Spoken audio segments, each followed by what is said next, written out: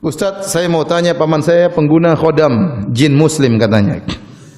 Sering saya ditawarkan untuk pakai karena sering mengingatkan untuk sholat tepat waktu. Kalau badan sakit keselio bisa disembuhkan. Seperti disentak-sentak tahu-tahu sembuh. Apa yang harus saya lakukan untuk mengembalikan dia ke jalan yang benar ya? Ingatkan bahwasanya tidak boleh demikian ya. Oleh karenanya yang berhak menguasai jin cuma Nabi Sulaiman. Dan Nabi Sulaiman pernah berdoa, ya wahabli mulkan la yambagi li ahadin min ba'di innaka antal wahhab. Ya Allah, anugerahkanlah kepadaku suatu kerajaan yang tidak boleh untuk seorang pun setelahku. Sungguhnya Engkau Maha Pemberi anugerah.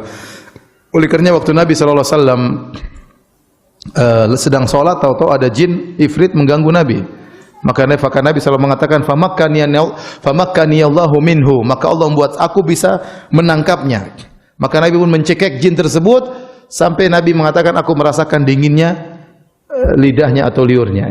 Nabi cekik dia. Kata Nabi, kalau bukan saya ingat, kemudian saya pun fadzakartu doa akhi, saya pun ingat doa saudaraku Nabi Sulaiman alaihissalam, yaitu ya Allah anugerahkan kepadaku kerajaan yang tidak boleh bagi seorang pun setelahku.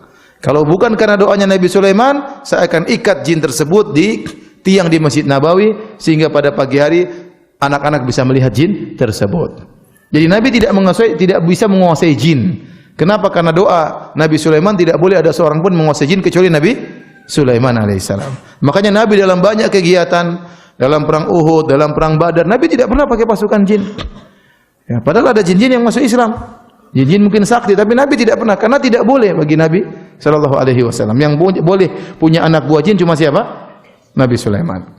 Yang kedua, Nabi Sulaiman waktu punya anak buah jin, mereka ditundukkan oleh Allah kepada Nabi Sulaiman. Tidak ada namanya pemberian mahar, tidak ada namanya kasih makan jin, tidak ada namanya ada syarat dan macam-macamnya. Nah, kebanyakan orang yang punya khodam-khodam ini pasti ada persyaratan. Contoh, saya punya kawan cerita, ya. Orang tuanya atau kakeknya punya keris. Keris itu sakti, tapi dia ada perawatan. Harus diinapkan, harus diinikan, harus dikasih apa, ya, baru keris tersebut bisa berfungsi. Nah, saya khawatir orang yang punya khodam-khodam gini, dia pasti punya mahar atau pembayaran tertentu.